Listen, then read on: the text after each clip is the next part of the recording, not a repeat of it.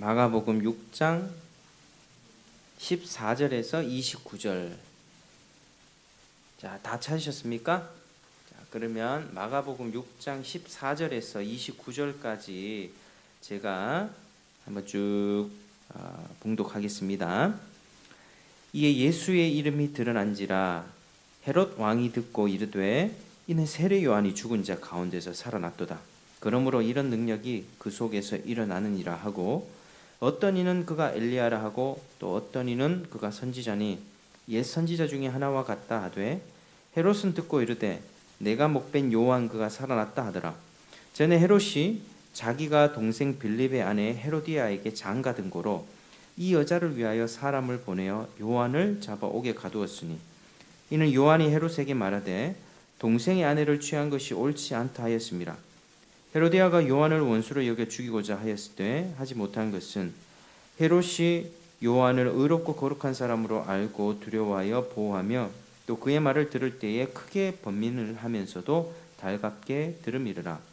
마침 기회가 좋은 날이 왔으니 곧 헤롯이 자기 생일에 대신들과 천부장들과 갈릴리의 귀인들로 더불어 잔치할세 헤로디아의 딸이 친히 들어와 춤을 추어 헤롯과 그와 함께 앉은 자들을 기쁘게 한지라.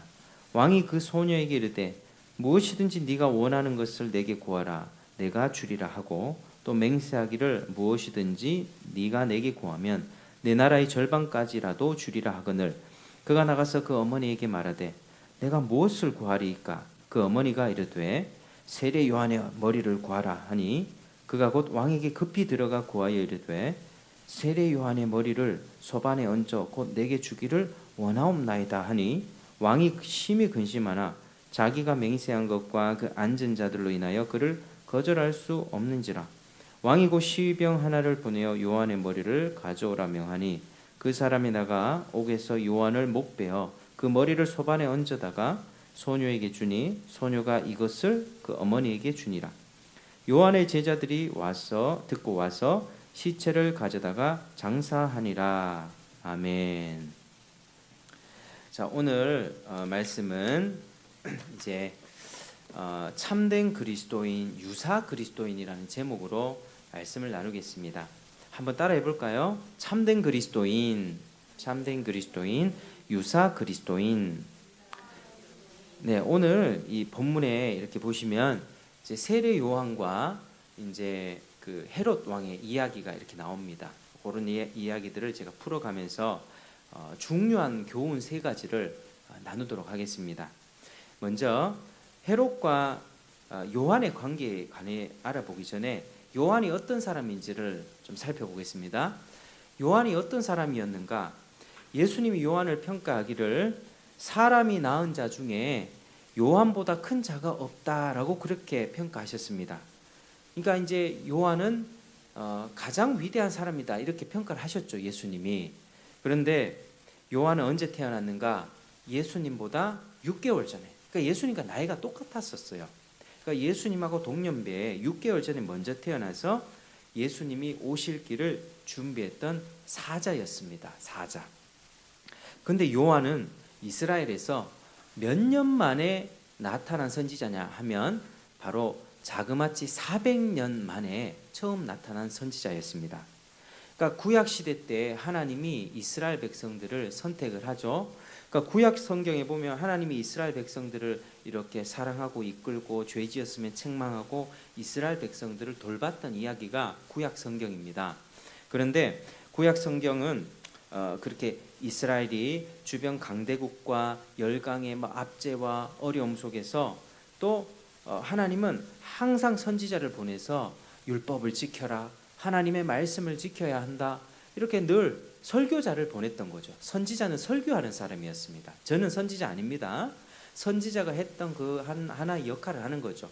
하나님의 말씀이 이러하니 그렇게 살면 안 됩니다, 그렇게 살지 마십시오, 하나님께 돌아오십시오 했던 게 선지자였는데, 하나님이 그들을 사랑한다고 생각했던 것들이 다 그 선지자들의 메시지에 녹아 있었습니다. 그러니까 길을 엇나간 자식들이, 하나님의 백성들이 다른 길로 행할 때 하나님이 잘못했으니까 돌아와라, 이 메시지가 사랑 아니겠습니까? 잘못 빗나가는 자식을 그냥 가만히 내버려두는 그런 부모는 없을 것입니다. 부모가 자식을 정말 사랑한다면 그렇게 하면 안 되는 거야, 끊임없이 책망하고 그 죄를 지적하면서 너 그 죄를 버려야 돼, 부모님께 순종해야 돼, 너 그렇게 하면 안 돼 라고 하는 게 바로 이 부모의 마음처럼 하나님의 마음이 선지자들을 통해서 늘 그렇게 표현되었던 것입니다. 그런데 말라기, 구약 성경의 제일 끝의 책은요, 구약 성경이 몇 권인지 아십니까? 구약 성경은 39권입니다. 한번 따라해 보겠습니다. 39권. 그러면 성경은 전체 몇 권인지 아세요? 66권. 자, 39, 9구단으로 하면요, 39 어떻게 되죠? 39, 27이죠. 39, 27이죠. 구약이 39권, 신약이 27권, 39, 27. 요 그 9구단을 더하면 39, 27을 더하면 66권이 됩니다. 그러니까 요거를 기억하시면 되겠죠. 구약 39, 27, 신약은 27권, 66권이에요. 여기 성당에 가면 카톨릭은 여기서 뭐 다른 성경이 몇 가지 더 더해져 있습니다. 우리는 그걸 인정하지 않아요. 70몇 권 있는데 66권 외에 더해진 것들은 이 성경에서 좀 벗어난 이상한 이야기들이 좀 막 들어와 있거든요. 되게 신비스러운 이야기고 우리가 납득하지 못할 만한 그런 이야기들이 들어있기 때문에 우리는 그거 정식적인 성경으로 인정을 하진 않습니다. 근데 이제 구약 성경에 39권인데 39권 중에 그 마지막 성경이 뭐죠? 여기 한번 보십시오. 목차에서 구약 성경의 끝이 뭐라고 되어 있습니까? 말라기로 되어 있죠. 말이 되어 있죠. 말라기입니다. 말라기. 구약 성경의 끝은 말라기고 신약 성경의 첫 권은 마태복음이죠. 그러니까 이 말라기 때부터 말라기가 마지막 사자였습니다. 말라기가 마지막 구약 시대 때 마지막 선지자로서 그 이후에 선지자의 계보가 끊어져 버렸죠. 마태복음에 이르기까지, 예수님의 탄생에 이르기까지 400년. 그러니까 우리는 구약 성경에서 신약 성경으로 한 페이지만 딱 넘어가면 끝나잖아요. 근데 역사적인 시간으로 보면 이 말라기와 신약 성경 마태복음 사이에는 400년의 공백기가 있습니다.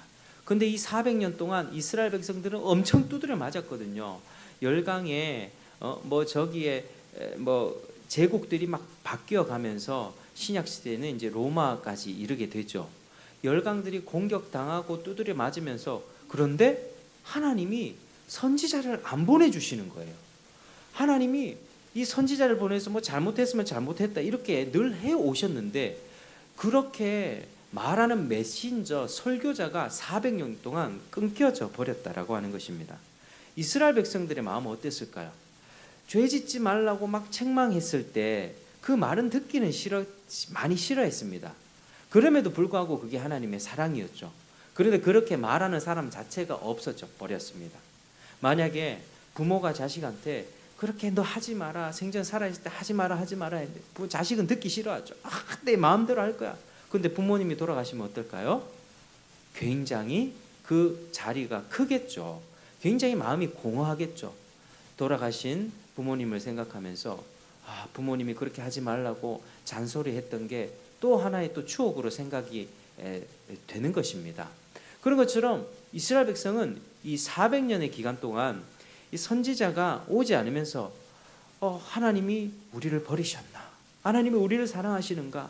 하는 끊임없는 고민과 근심 속에서 두드려 맞고 이리 두드려 맞고 저리 두드려 맞고 나라를 빼앗긴 상태로 400년이 흘러왔고, 이제 신약 시대 예수님 시대 올 때에는 로마 제국이 다스리는 그런 로마라고 하는 강력한 나라가 다스리는 어려운 시대까지 그렇게 오게 된 것입니다. 이스라엘 백성들의 마음은 어땠을까요? 막 이리저리 두드려 맞으면서 처량하고 어디 기댈 곳도 없는 그런 비참한 마음으로 그렇게 살아가고 있을 때 그들의 마음속에는 뭐가 있었냐면, 언젠가는 우리를 이렇게 비참한 상황에서 건져주실 메시아가 올 거야. 아브라함과 다윗의 자손 중에서 반드시 메시아가 와서 우리를 구원해 줄 거야 하는 생각들이 많이 있었습니다. 그런 생각들이 싹 트고 있었을 때, 그때 예수님이 오시기 전 6개월 전에 먼저 태어나서 이 요한이 하나님의 메시지를 전하기 시작했던 것이죠. 하나님은 400년 만에 선지자를 보내주셔가지고 이스라엘 백성들이 그렇게 원하던 어떤 하나님의 온 인류를 구원할 그런 메시아 예수 그리스도를 영접할 준비를 했다라고 하는 것입니다.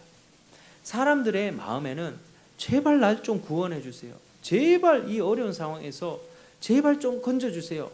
이렇게 메시아를 고대했는데 그 메시아를 잘 받아들일 수 있도록 누가 6개월 전에 역할을 했다고요? 요한이 와서 요한이 딱 나타난 거예요. 400년 만에 딱 나타나서 이렇게 외식하는 바리새인들을 보면서 이 독사의 자식들아, 네가 하나님의 말씀을 가지고 인간의 법으로 바꾸어서 너희가 사람들을 지옥 자식으로 만드느냐?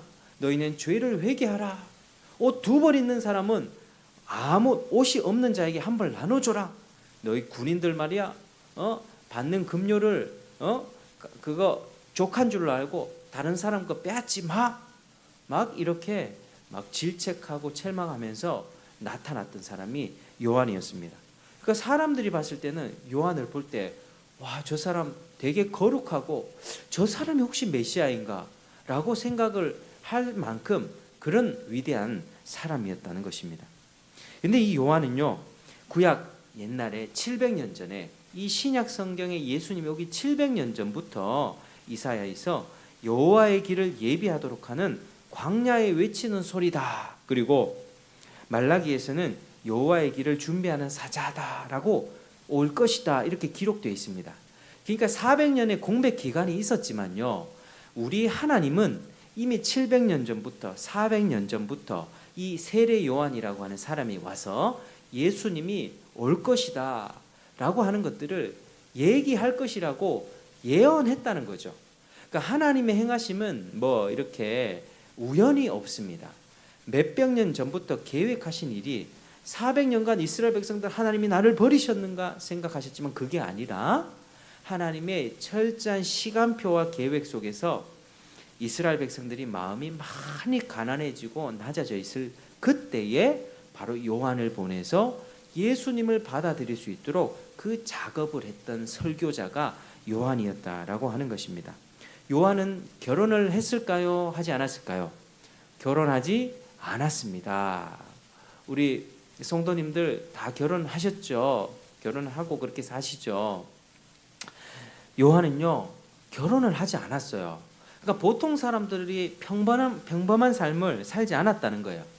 집에 옷장에 열어보면 옷 많으시죠? 옷 처리 안 되는 옷들도 많으시죠? 이 옷 이거 몇 년 전부터 있는데 처리해야 되는데. 근데 요한은요, 옷이 1벌밖에 없었어요. 낙타 털옷. 집에 냉장고 여시면 먹을 거 많지요. 계란도 많고 치즈도 많고 김치도 많죠. 그런데 요한은요, 뭐 먹고 살았는지 아세요? 메뚜기. 우리 옛날에 메뚜기 먹었잖아요. 어르신들 메뚜기 드셔보셨을 텐데 이렇게 뭐 튀겨 먹든지 하면은 뭐 이렇게 바삭바삭하게 그렇게 먹잖아요. 곤충에 뭐 그렇게 단백질이 있다고 하니까요. 메뚜기를 먹으면서 살았어요. 그리고 광야에서 나는 꿀 같은 거, 석청, 그 메뚜기를 꿀에 딱 찍어가지고 먹고 그렇게 살았어요, 요한이. 그러니까 요한은 정상적인 생활을 했다 안 했다? 하지 않았다. 결혼도 하지 않고 광야 어디 저기 사막 같은 데서 그 굴 같은데 사람들끼리 집단 생활하면서 털옷 하나 입고 먹는 것도 메뚜기 꿀 딱 찍어 먹으면서 최소한의 그렇게 살면서 그 인생을 전부 어떻게 살았다? 예수님이 이제 곧 6개월 뒤에 오시는데 예수님이 와서 사람들이 예수님을 받아들일 수 있도록 자기의 인생을 걸었던 사람이 바로 요한이었어요. 요한은요, 그러니까 정말 위대한 선지자였습니다. 그가 왜 그렇게 살았습니까? 예수님이 오실 길을 닦는 그런 일에 헌신했기 때문이에요. 그는 구약의 선지자들이 수도 없이 예언했던 메시아, 여자의 후손인 예수님을 사람들이 잘 맞이할 수 있도록 먼저 도로를 쫙 깔아준 거예요. 우리 길이 울퉁불퉁하면 이 시골길을 가다 보면 막 자갈도 있고 돌도 있고 하면은 차가 잘 못 가죠. 막 구덩이도 파여 있고 그렇지 않습니까?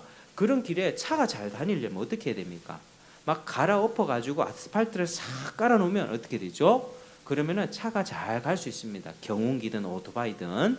그런 것처럼 예수님이 딱 오셔가지고 예수님이 내가 온 인류의 메시아다라고 하는 메시지를 전하고 가르칠 때 사람들이 잘 받을 수 있도록 그 평평한 마음밭을 잘 가질 수 있도록 요한이 이렇게 설교를 했던 것입니다.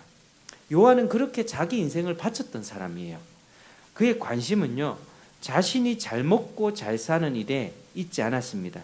사람들이 죄를 회개하고 하나님 나라에 들어갈 수 있도록 하는 일에만 초점을 두었던 것입니다. 그러니까 하나님의 말씀을요, 가감없이 전했어요. 하나님의 말씀은요, 우리가 듣기에 좋은 말씀이 있어요. 근데 듣기에 부담스러운 말씀이 있습니까? 없습니까? 있어요. 교회 와서 좋은 소리 들을 수 있죠. 예수 믿으면 천국 갑니다. 복 받습니다. 근데 그렇게 살지 마세요. 그거 죄입니다. 라고 나를 콕 집어서 죄를 지적하면 우리 기분이 어떨까요? 기분이 솔직히 좀 좋지 않죠. 그러니까 하나님의 말씀에는 내가 듣기에 좋아 보이는 말씀도 있지만 부담스럽고 부딪히는 말씀도 있다. 그 말씀의 부딪힘 때문에 교회를 떠나는 사람도 많이 있어요. 그렇지만 문제는 뭐냐? 이 하나님의 말씀을 그대로 가감없이 내가 받아들여야만, 그 말씀 앞에 내가 부딪혀야만, 내가 깨어져야만 하나님의 진리를 받아들일 수가 있습니다.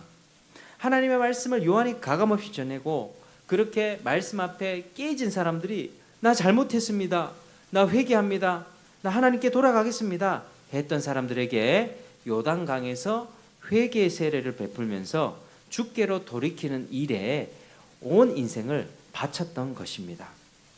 근데 이 요한의 인생을 오늘 이렇게 살펴보면 참 허무하게 돌아가시거든요.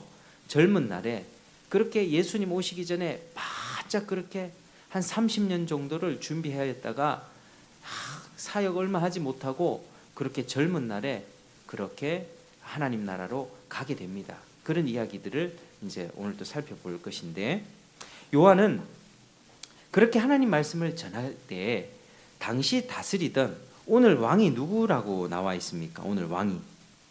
자, 14절에 보면 누가 나왔죠? 헤롯 왕이죠. 헤롯 왕. 헤롯 왕에게도 하나님의 말씀을 가감없이 전했다라고 하는 것입니다. 자, 당시 왕은 헤롯 안디바였는데요. 한번 따라하겠습니다. 헤롯 안디바. 헤롯 안디바. 자, 안디바는요, 자신의 배 다른 동생이 있었습니다. 그 동생이 누구냐면 따라하겠습니다. 헤롯 빌립.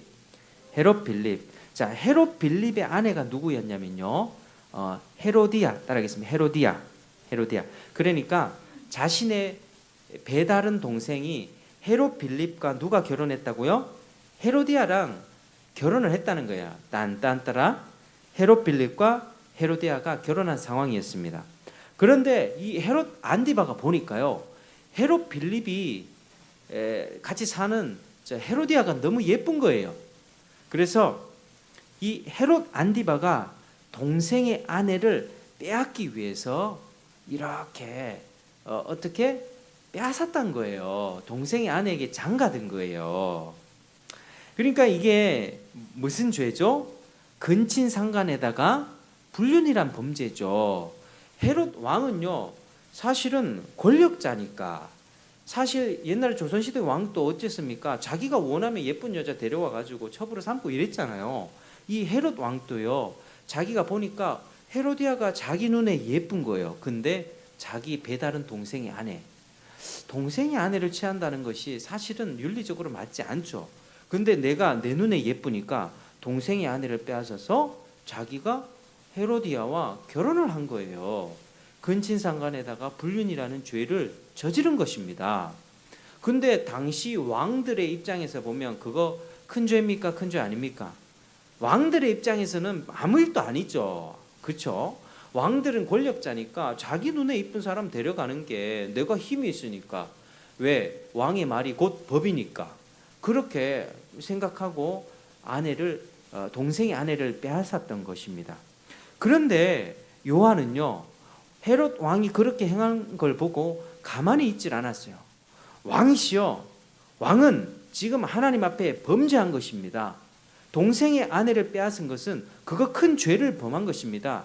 불륜을 범했고 간음을 범했고 근친상간의 죄를 범했습니다라고 왕에게 죄를 지적한 거죠. 정말 믿음에 배짱이 있는 사람이죠, 요한이. 보통 대통령이 나쁜 짓 하고 있으면 옆에 있는 참모들이 어떻게 할까요? 간신들은 무조건 잘한다 하겠죠. 그럼 충신들은 어떠합니까? 충신들은 옛날에도 조선시대 보면 전하 그러시면 아니 되옵니다. 이게 충신입니다. 충신. 근데 왕들은 귀가 멀어서 아니 되옵니다 하는 그 신하들을 다 잡아 죽였고, 전하 잘하고 계십니다. 막 이런 신하들은, 간신배들은 옆에 붙어가지고 나라가 완전 멸망길로 가게 되었던 거죠. 이 요한은요, 하나님의 말씀을 가진 선지자로서 하나님의 백성들에게 말씀을 전했을 뿐만 아니라 가장 높이 있는 왕에게도 왕이시여 당신은 그거 잘못한 겁니다 라고 담대하게 잘못을 지적했던 아주 용기 있는 사람이었습니다. 그래서 요한이 얼마나 하나님의 말씀을 법으로 삼고 살았는지 그의 우직한 성품을 볼 수가 있는 것입니다. 보통 사람 같았으면 지적을 못했을 수 있었겠죠. 요한은 하나님의 말씀으로 가득 찬 사람이었습니다. 성령이 충만했던 사람이었어요. 하나님의 말씀으로 가득 차서 하나님의 말씀에서 벗어난 걸 보면 견딜 수가 없는 심령을 불타는 심령이었다고. 죄가 있는 곳에 가면 그 죄 버려야 한다. 심지어 왕이라 할지라도 왕은 하나님 앞에 범죄했습니다 라고 당당하게 지적했던 것이 그게 요한의 삶이었습니다. 요한은 철저히 하나님의 말씀을 기준으로 헤롯의 죄를 보고 책망했던 것이죠. 헤롯은 기분이 좋았을까요? 나빴을까요? 기분이 되게 나빴겠죠. 그러니까 헤롯은 기분이 나빠 그를 옥에 가둬버리게 되었습니다. 자, 18절을 한번 읽어볼까요? 18절 시작. 이는 요한이 헤롯에게 말하되 동생의 아내를 취한 것이 옳지 않다 하였습니다. 그죠? 이렇게 책망을 하고 17절 같이 읽겠습니다. 시작. 전에 헤롯이 자기가 동생 빌립의 아내 헤로디아에게 장가 든 고로 이 여자를 위하여 사람을 보내어 요한을 잡아 옥에 가두었으니. 기분이 나빴죠. 옥에 가두게 된 것입니다. 자, 여기서 우리가 말씀이 주는 첫 번째 교훈이 있습니다. 한번 따라 하시겠습니다. 그리스도인은 하나님의 말씀을 절대적인 법으로 여깁니다. 절대적인 법으로 여깁니다. 자, 그리스도인은 뭘 절대적으로 여긴다고요? 하나님의 말씀요. 세상이 무슨 소리를 해도 우리 시대 요즘 사람들은 절대적인 가치는 없다 생각하죠. 제 마음대로 살아도 그냥 내가 편하고 내 마음에 들면 되지라고 생각합니다. 이런 식의 생각이 팽배하니까 문제가 되는 거죠. 이런 식의 생각이 팽배해지면 문제가 뭔지 아십니까? 하나님이 그걸 심판하신다는 거예요. 그게 문제가 되는 겁니다. 죄를 많이 지어도 아무 문제 없다면 죄 지어도 뭐 괜찮겠죠. 그러나 죄의 끝은 사망이고 하나님의 영원한 지옥 심판이 있기 때문에 우리가 이런 시대를 마지막 시대라고 그렇게 이야기를 합니다. 성경은 분명히 말합니다. 절대적인 기준이 있습니다. 그것은 하나님의 입에서 나오는 모든 말씀입니다. 여러분, 제가 설교할 때 뭘 가지고 얘기합니까? 이 성경책을 가지고 얘기하죠. 이 성경책, 심히 사랑하는 성경책, 제가 신학을 시작하면서 벌써부터 한 10년은 사용했던 것 같네요. 이 성경책이 전부라고 생각하고 이 말씀에 비추어서 그대로 그 말씀을 해석하고 말씀을 설교로 풀어내서 여러분들에게 전하고 있는 것입니다. 물론 제 이야기가, 사회 이야기가 조금씩 나오기는 하지만 기본적으로 이 말씀이 절대적이고 변함이 없고 가짜 만들어낸 이야기가 아니라 하나님의, 살아계신 하나님의 절대 진리라고 하는 것들을 제가 마음에 딱 잡고 그렇게 설교를 하는 것입니다. 그리스도인들은요, 이 사실을 받아들이는 사람이에요. 우직한 사람들이에요. 세상 사람들이 다 맞다고요. 그러나 하나님의 말씀이 아니면 아니라고 하는 게 그게 그리스도인이에요. 그들이 다 틀리다고 해도 하나님의 말씀에 맞으면 맞는다고 할 수 있는 사람이에요. 심지어 세상 정부 권력자 권위자들이 어떤 명령이 딱 내려옵니다. 근데 그것이 하나님의 말씀에 위배되었어요. 그러면 그리스도인은 그것을 거부하는 사람입니다. 집안에서 아버지가 믿는 자식에게 너 교회 가지 마라고 하면 그리스도인은 이렇게 대답합니다. 존경하는 아버지, 제가 아버지를 사랑하고 존경하지만 아버지의 다른 모든 말씀에는 제가 심부름과 여러 가지 말씀에는 순종하겠지만 그것만은 들을 수 없습니다. 아버지의 말씀보다 하나님의 말씀이 더 진리이기 때문입니다. 아버지보다 아버지를 나에게 허락하신 그 하나님이 계시기 때문입니다. 라고 이야기를 할 수 있는 사람이 그리스도인입니다. 그래서 이 그리스도인은요, 이 사실은 뭐 이슬람 국가라든지 뭐 불교 국가라든지 그런 종교들이 국가의 법으로 되어 있는 곳에서는 예수 믿는 것이 불법이죠. 북한도 그렇죠. 북한은요, 공산당이 지배하고 있고 김일성을 태양신으로 섬기는 나라입니다. 김일성 주체 사상 들어보셨죠? 이게 이 나라가 어찌 돼가는지 지금 요즘에는 이제 남한에서도 김일성을 찬양하는 그런 일이 있는데 큰일 난 거예요. 큰일 난 거예요. 지금 분위기가 얼마나 지금 공산주의, 사회주의 쪽으로 분위기가 흘러가는지 모릅니다. 근데 이제 이 공산주의 국가 이런 데서는요, 이 김일성 외에 다른 신을 섬기는 특별히 기독교인들 죽어가고 있어요. 지하 교인들이 얼마나 핍박당한지 아십니까? 먹을 것 없이 하루에 18시간씩 일하고 배 쫄쫄 굶으면서 영양실조 걸려 지금 죽어가고 있는 것이 그들 북한의 그리스도인들의 삶입니다. 그런데 그들이 왜 그렇게 합니까? 왜 예수를 끝까지 믿습니까? 공산당 아무리 핍박하고 자기 목숨을 죽이려고 해도 하나님이 진리라고 하는 사실을 알기 때문이죠. 그래서 이 공권력이 우리 교회들에게 이제 그런 시대가 열릴 거예요. 열릴 거예요. 코로나 때 우리 잠시 경험했잖아요. 교회는 예배 드리지 마시오 했을 때 많은 교회들이 손을 들고 그걸 따랐습니다. 그러나 그거 하나님 앞에 범죄입니다. 사실 하나님은 우리의 모임이 폐하여지기를 원하지 않습니다. 어떤 상황 속에서도 전쟁이든 코로나든 모여 하나님 앞에 예배하며 은혜를 공급받고 바이러스나 전쟁을 이길 수 있게 그걸 모두 극복할 수 있게 하는 분이 하나님이라고 하는 사실을 인정하며 예배하는 자리가 바로 이곳 아닙니까? 바이러스를 우리가 어찌 없앱니까? 우리가 마스크로 없앨 수 있습니까? 백신 3차, 4차 맞는다고 그게 다 없어집니까? 그 말 맞아도 지금 우리 사망자가 이렇게 많이 나타나고 지금 아직도 코로나가 이렇게 유행하고 있는 어떻게 된 겁니까? 이 세상을 누가 관리하고 통치합니까? 누가 이 세상의 주인입니까? 하나님이 세상의 주인입니다.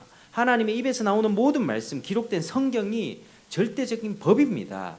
그래서 우리는 어려운 위기 가운데 할지라도 누가 뭐라고 한다 할지라도 하나님의 말씀을 붙잡고 살아가는 겁니다. 세상 사람들이 요즘에 이제는요, 우리 어머님 아버님들 이제 한 10년 후면요, 그런 거 보게 될 거예요. 남자 며느리, 끔찍하지 않아요? 여자 사위 보고 싶으세요? 남자 며느리 여자 사위가 보는 시대가 지금 됐다고요. 요즘에 왜요? 이 이데올로기가 내가 남자로 태어났지만 나 여자로 살고 싶어 하면 성전환 수술을 할 수 있는 게 지금 법이 그렇게 바뀌어가고 있다니까요. 사람들의 생각도 그렇게. 젊은 사람들은 그래요. 연예인들이 트랜스젠더가 나와가지고 하리수 같은 아주 첫 번째 트랜스젠더였죠. 그런 사람들이 나와가지고 나는 남자였는데 지금 여자로 활동하고 있다. 막 사람들이 예쁘다고 박수 쳐주고 막 그렇게 합니다. 그 젊은 사람들 지금 생각 가운데서는요, 충분히 그럴 수 있다. 나는 안 그러지만 너 그렇다면 그렇게 해. 이게 잘못됐다는 거예요. 그리고 젊은 세대들은요, 분별력이 없기 때문에 청소년기에 드라마, 영화 이런 데서요, 뭐 남자끼리 뽀뽀하고 여자끼리 안고 결혼하고 이런 거 있잖아요. 그런 장면을 계속 보게 되면 그럴 수 있구나. 당연하게 그렇게 생각한다고요. 그 아이들이 커서 건강한 남자가 되고 건강한 여자가 되어서 건강한 가정을 꾸리고 이 사회가 건강해질 수 있겠습니까? 지금 또 이 사회가 이렇게 망해져 가고 있는데, 그러니까 사람들이 다 자기 식대로 생각해요. 네가 생각하면 네가 남자로 태어났지만 여자로 바꿀 수 있으면 바꿔. 괜찮아. 남자 결혼해. 지금 그걸 법으로 제정하려고 한다고요. 최근에 생활 동반자법 이런 법들도 막 발의를 해요. 이상한 당에서. 그럼 뭐냐? 남자와 여자로 이루어진 게 정상적인 가정이 아니라 남자도 괜찮고 심지어 남자와 강아지 뭐 짐승까지도 포함할 수 있는 생활 동반자 법을 발의를 했어요. 이게 지금 우리 시대가 그렇게 흘러가고 있습니다. 그러니까 우리는 그거 다 틀렸다라고 얘기하는 우리 기독교인들은, 우직한 그리스도인들은 세상으로부터 어떤 소리를 들을까요? 100명 중에 90명이 그런 생각을 해요. 우리는 아니야, 남자와 여자가 결혼을 해야 되고 그거는 잘못된 거다. 또 코로나가 터졌을 때 우리는 하나님 앞에 예배하기 위해서 자리를 띄워두고 수칙을 지키면서 모이겠습니다. 근데 여론이 그래요. 막 여론에서 뭐 교회에서 예배하는 사람들을 공격하면서 예배하지 마! 막 이러면 우리 입장 어떨까요? 위축이 되기 힘들겠죠. 우리 같은 사람이 이상한 사람이 되는 겁니다. 그래서 하나님의 말씀을 절대적으로 지키며 진리로 알고 살아가는 사람들의 인생에서는 어려움이 그렇게 따르는 것이죠. 자, 우리 성도 여러분, 하나님의 말씀이 가장 높은 법이라는 사실을 기억하시길 바랍니다. 누가 뭐라고 할지라도, 대통령이 뭐라 할지라도 하나님이 대통령보다 높습니다. 그걸 이해하셔야만 합니다. 그들은 우리 영혼을 어디에 끌고 갈 수 있습니까? 사형장까지, 죽음까지 끌고 갈 수 있지만 우리의 영혼은 어떻게 할 수 있습니까? 우리의 영혼은 어찌하지 못합니다. 우리가 누굴 두려워해야 합니까? 오직 하나님만 두려워하시기를 축복합니다. 하나님만 두려워하셔야 돼요. 사람의 눈치와 공권력과 다른 어떤 세상의 여론들을 두려워할 때 우리는 하나님의 능력을 힘입을 수가 없습니다.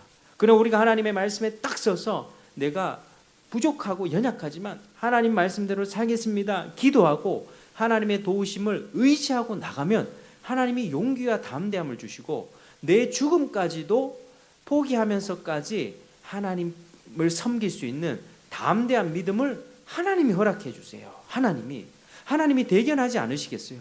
그래, 너 영혼이 네가 지금 나의 말을 지키기 위해서 네가 네 사람의 눈길과 손가락질도 마다하고 나를 섬겼구나. 네가 죽음의 위협도 무서워하지 않고 나를 섬겼구나. 하나님이 복을 주시지 않겠어요? 그런 영혼에게 하나님이 복을 주신다고 하는 것입니다. 그래서 우리 신앙의 선배들은 이 절대적인 성경책 때문에요, 죽은 사람들이 굉장히 많습니다. 성경책을 지금은 우리 한국말로 한글로 기록되어 있지만 옛날에는요, 이 성경을 자기 나라 말로 번역해서 돌렸다는 이유로 화형에 당하고 죽임 당한 사람이 너무나도 많았습니다. 그게 우리 신앙의 선배들의 믿음이에요. 우리는 그 신앙의 선배들의 믿음을 본받아야 되는 것입니다. 그러니까 이 진리를 가졌다는 것은 세상이 우리를 어떻게 한다고요? 핍박하는 것입니다. 자, 여기서 두 번째 교훈이 나옵니다. 자, 두 번째 교훈 따라 하시겠습니다. 그리스도인은 말씀으로 인해 핍박을 받습니다. 당연하죠. 진리를 가지고 사는 인생에는 어려움이 닥쳐요. 조롱당하는 것은 물론이고요. 오늘 요한은 어떻게 됐습니까? 옥에 갇혔죠. 감옥에 갇혔습니다. 그런데 심지어 죽임 당하는 일이 있어요. 이 헤로디아, 이제 헤롯 안디바와 불륜해서 결혼했던 동생의 아내였던 이 헤로디아는 이 요한의 말이 거슬려서 여러 번 죽이려고 했어요. 그런데 여러 번 죽이려고 하다가 실패하고 또 헤롯이 잠시 보호해 주었거든요. 그런데 결국 계략을 꾸며서 요한의 목을 잘라버렸습니다. 그 잘라버리게 된 게 어떻게, 21절 이하에 보면 이런 내용이 있죠. 헤롯의 생일 잔칫날이 생겼습니다. 많은 귀인들과 귀족들이 모였습니다. 그런데 헤로디아의 딸, 전 남편의 빌립과의 관계에서 낳은 딸 살로메가 있었습니다. 살로메가 들어와서 춤을 추는 겁니다. 현란하고 음란한 몸짓으로 춤을 추었던 것 같습니다. 유흥업소에서 그렇게 어떤 여인들이 춤을 추는 것처럼 그렇게 췄던 것 같아요. 거기에 모인 모든 사람들이 홀려버렸습니다. 헤롯은 그때 어떻게 약속합니까? 23절에 시작. 또 맹세하기를 무엇이든지 네가 내게 구하면 내 나라의 절반까지도 주리라 이렇게 약속을 하죠. 너무 그 춤에 홀려버려 가지고 네가 구하는 거 다 줄게 이렇게 된 거예요. 그래서 살로메가 어머니 헤로디아를 찾아가서 무엇을 어머니 지금 왕이 뭘 원하냐고 묻는데 제가 뭘 달라고 할까요? 헤로디아는 그때 당장 세례 요한의 머리를 달라고 구해라 이렇게 구합니다. 헤롯은 매우 근심했죠.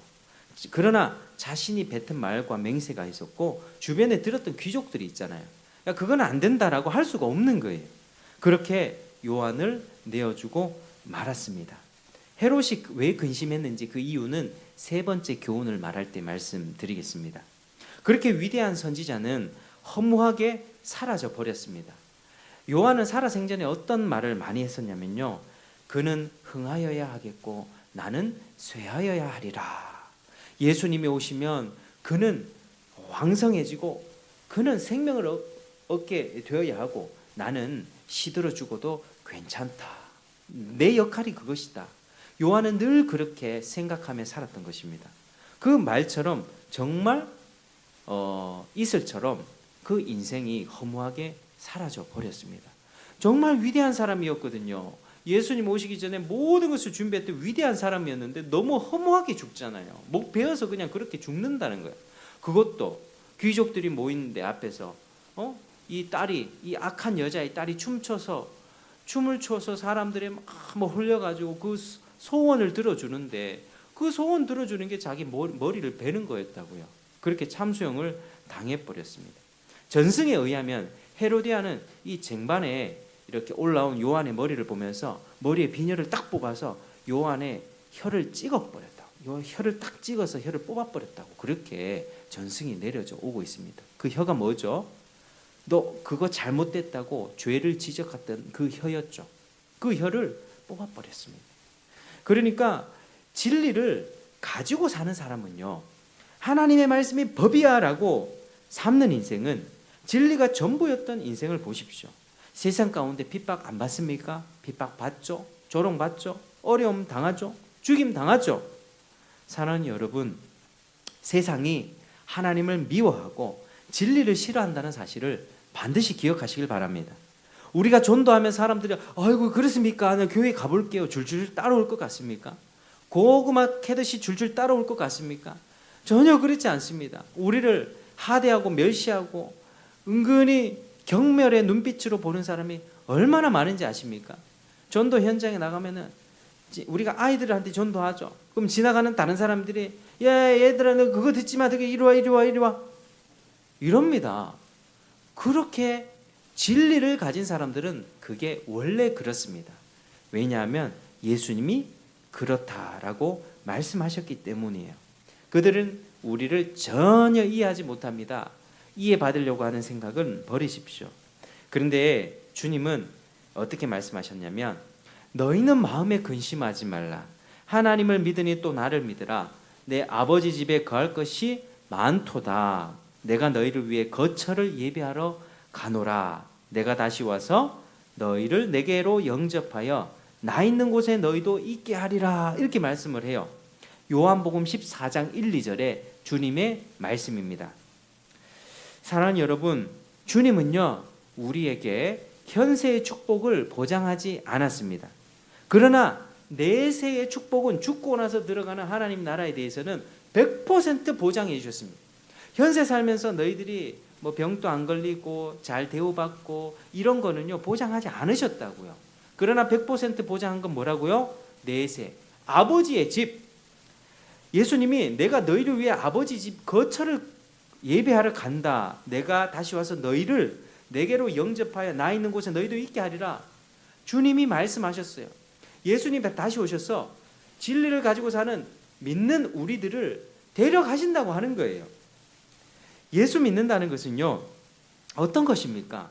이 세상 가운데 조롱과 핍박과 죽임을 당한다 할지라도 아버지 집에 거처가 있다는 사실을 알고 사는 사람들이에요. 아, 내가 이 세상에서 이렇게 비참하게 살아도 하나님 나라 들어갈 거처, 여러분 집 한 채 구하는 것이 얼마나 힘든지 아시죠? 요즘 젊은 세대는요 뭐 집 뭐 이렇게 집 구하는 거 이거 거의 뭐 생각도 못 합니다. 저희 같은 사람은 더더욱 그러죠. 그냥 월세 살다가 뭐 LH 전세금 뭐 이런 거 지원 받아서 그냥 뭐 이렇게 사는 거죠. 그런데요, 이 세상에서 집 한 채를 그렇게 이렇게 돈 모으고 에너지 쏟아가지고 영혼까지 끌어모아서 부동산을 마련하고 하는데요, 그러다가 실패하기도 하고 내 인생이 좌절하기도 하고 돈을 날리기도 합니다. 불완전하죠. 그러나 우리 믿는 자에게 확실하게 주어지는 축복, 아버지 집에 우리의 집이 지금 준비되고 있다는 사실입니다. 여러분 이거 기억하시기 바랍니다. 옆에 분들이랑 한번 인사 한번 하시겠습니다. 천국에 내 집이 준비되고 있습니다. 믿으십니까? 정말 믿으세요? 우리 진짜 참 그리스도인은요, 천국에 변하지 않고 쇠하지 않고 영원한 아버지 집이 있다고요. 그리고 우리가 들어가게 되면 우리의 몸도 변하지 않고 쇠하지 않는 영원히 이 부활한 이 지금의 육신은 썩어져 가고 점 생기고 상처나고 쪼그라드는 이 피부가 아니라 완전히 회복된 새로운 몸을 부여받아 하나님 나라에 들어가게 되는 것입니다. 신앙생활은요, 내가 교회 가니까 좋더라, 내 교회 가니까 밥이 맛있더라, 교회 가니까 어버이날 되니까 10만 원씩 주더라, 내 편의와 만족을 위해서 교회 다닌 것 아니에요. 이 신앙생활 한다는 것은요, 오직 하나님의 말씀을 절대 진리로 믿고 그 진리에 따라 내 삶을 맞추고, 그렇게 살지 못했을 때는 회개하고, 그리고 그 진리로 인해서 따르는 불편함과 어떤 대가가 있을 때, 어려움이 있을 때 그것도 감수하는 거예요. 그게 신앙생활입니다. 여러분, 이제 편하게 대접받는 시대는 끝이 났습니다. 그리스도인이 된다는 것은 세상 가운데 거부당한다는 거예요. 거부당한 거는 한때 좋을 때 있었습니다. 70년대, 80년대 그때는 사람들이 교회를 좋아했어요. 교회에 대한 분위기가 좋았거든요. 신앙생활 하는 사람들이 본이 됐고요. 또 사회의 정화의 기능도 했었고요. 근데 요즘에는요, 교회가 동네 북이에요.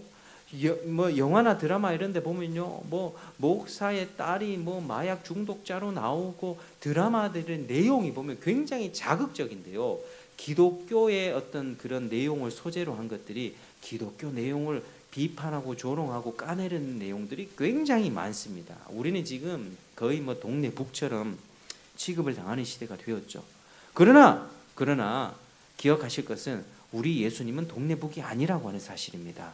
예수님은 하나님의 아들이시며 만유의 주제세요. 우리의 지금 이런 상황에서도 우리의 교회, 비록 성도들이 몇몇 모이지 않는 교회라고 할지라도 하나님이 한 사람 한 사람 돌보시고 인도하시며 아버지 집을 준비해주고 계신 분이 바로 예수님이세요. 그분을 믿고 산다는 것은, 여러분, 그 어려움과 핍박 100년 살아가는 인생 동안에 정말로 어떤 어려움이 있다 할지라도 그것은 잠시뿐이다. 우리가 돌아갈 본향이 있다. 우리 소풍 가면 넉넉해지죠. 소풍 가면 이렇게 그래도 김밥도 싸고 피크닉 가면 음료수도 사고 하면 평소에 좀 이렇게 어렵게 지내던 사람도 내 것도 나눠 먹고 하잖아요. 소풍을 가면 마음이 넉넉해져요. 여유가 있으니까. 근데 늘 쪼들리게 사면 이건 나누기 힘들고 그래요. 우리가 이런 마음을 가졌으면 좋겠습니다. 우리는 하늘에서부터 소풍을 왔고 다시 돌아갈 집이 있는 본향이 있는 사람들이에요. 그러니까 우리 이 세상에서 본향이 있으니까 어떻게? 내가 가진 돈이라든지 가진 것들을 나누면서 하나님의 말씀대로 살아갈 수 있는 것입니다. 조금 넉넉하게 살 수 있는 것이 이게 끝이 아니라 하나님 나라가 영원히 준비되고 있기 때문에 그렇게 살 수 있는 것이죠. 아버지의 집을 기대하고 계십니까? 아버지의 집에 들어갈 수 있겠습니까? 어떻습니까? 정말 참된 믿음이 있으십니까? 예수님을 참으로 마음에 모시고 그 진리대로 살아갑니까? 아니면 교회에 왔을 때뿐입니까? 우리의 마음을 잘 점검하셔야 돼요. 참된 믿음은요, 요한의 모습 속에서 살펴본 것처럼 하나님의 말씀을 절대 법으로 여기고요, 그 법으로 인한 어려움이 다가와도 예수님을 버리지 않는 사람이 바로 참된 그리스도인입니다. 자, 그런데 여기서 세 번째 교훈이 있습니다. 헤롯의 모습 가운데 참된 그리스도인은 자, 한번 따라하시겠습니다. 참된 그리스도인은 진리를 아는 것으로 그치지 않습니다. 그러니까요, 참된 그리스도인은 이제 머리로 딱 아는 것, 하나님 계시네, 예수님 계시네, 예, 압니다, 예, 이걸로 끝이 아니라는 거예요. 그리고 그 말이 맞는 것 같네요. 어느 정도 이렇게 동의하는 것, 그게 전부가 아니라고 하는 거예요. 자, 이거 보면요, 헤롯을 보면 알 수 있습니다. 헤롯은요, 유사 그리스도인이었어요. 한번 따라하시겠습니다. 유사 그리스도인은요, 반만 그리스도인이라는 거예요. 그러니까 20절에 같이 한번 읽어볼까요? 20절에, 자, 시작. 헤롯이 요한을 의롭고 거룩한 사람으로 알고 두려워하여 보호하며 또 그의 말을 들을 때 크게 번민을 하면서도 달갑게 들음이러라. 그죠? 양가 감정이 있는 거예요. 헤롯이 자신의 죄를 딱 책망했을 때, 맞아, 내가 잘못했다는 걸 알면서도, 그러면서도 그 죄를 버리지 않는 거예요. 지금 헤롯은요, 요한을 지켜줘야 된다는 마음이 있고, 또 요한이 나를 자꾸 찌르는 말을 하니까 감옥에 가둬버린 거예요. 양가 감정이 있는 거예요.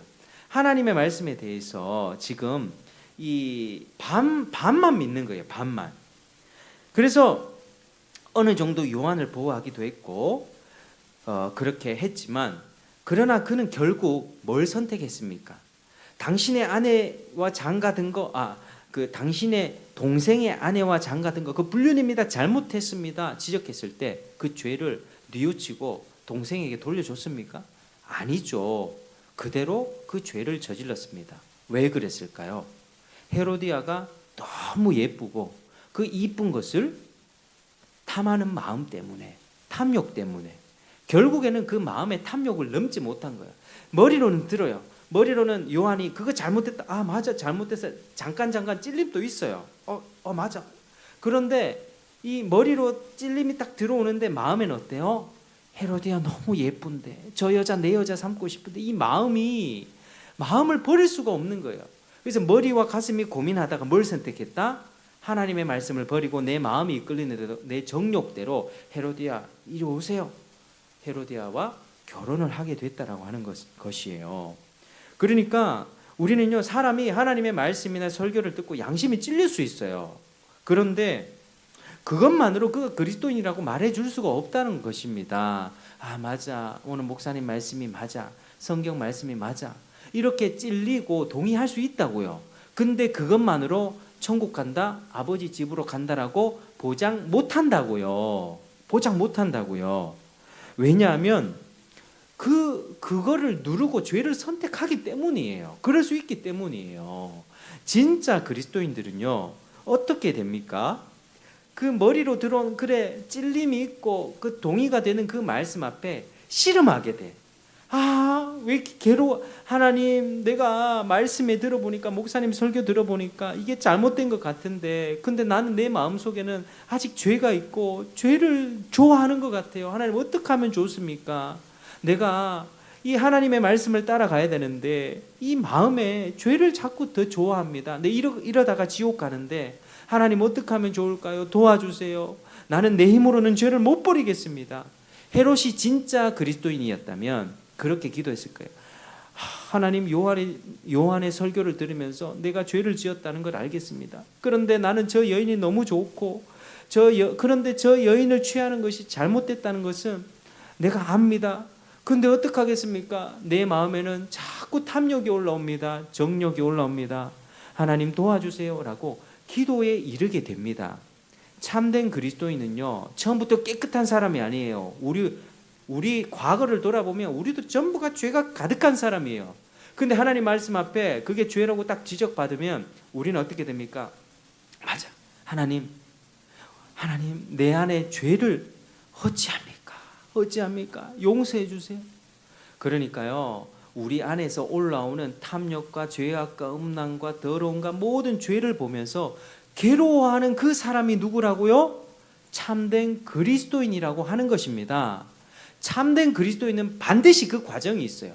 반드시 죄를 지적당했을 때, 맞아, 괴로워하다가 하나님 도와주세요 기도하다가 하나님, 믿음 없는 나를 용서하세요. 나를 불쌍히 여겨주세요. 기도하다가 그렇게 주님이 죄로부터 자유케 해주시는 그 은혜를 입게 되는 것입니다.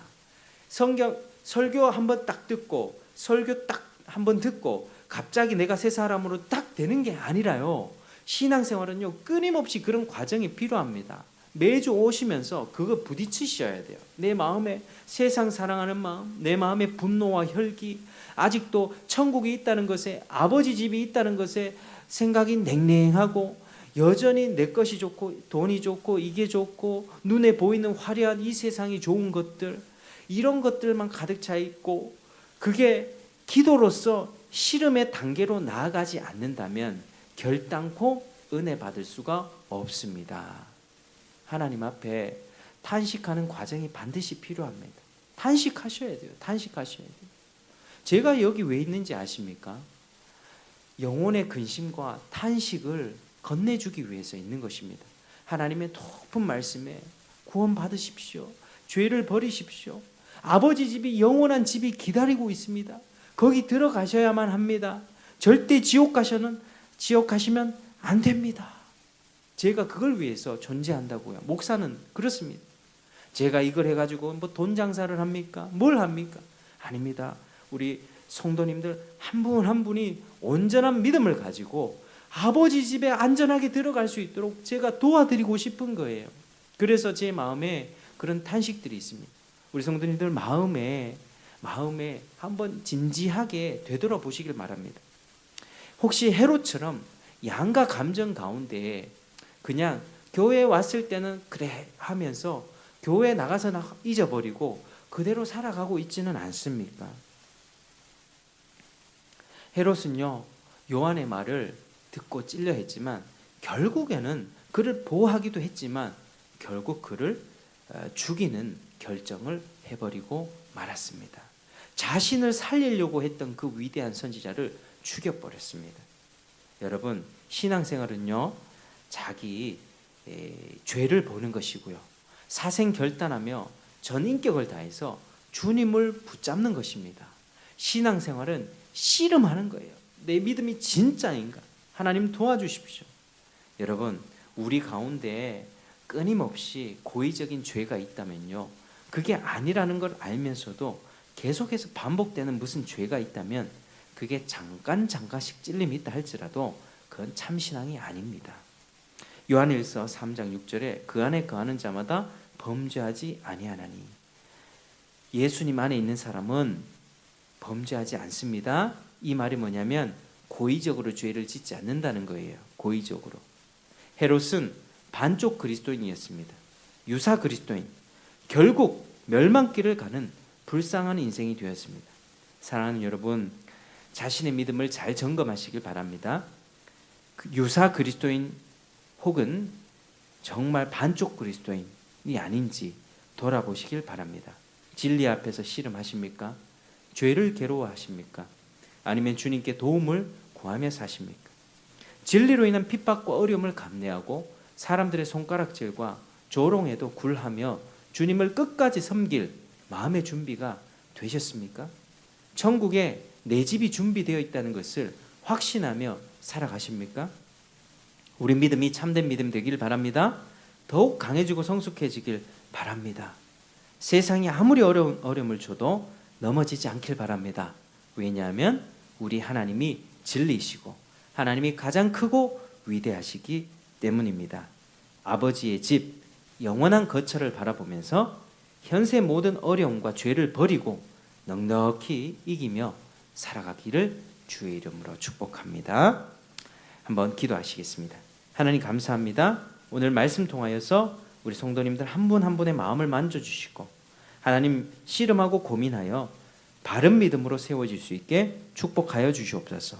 예수님 이름으로 기도합니다.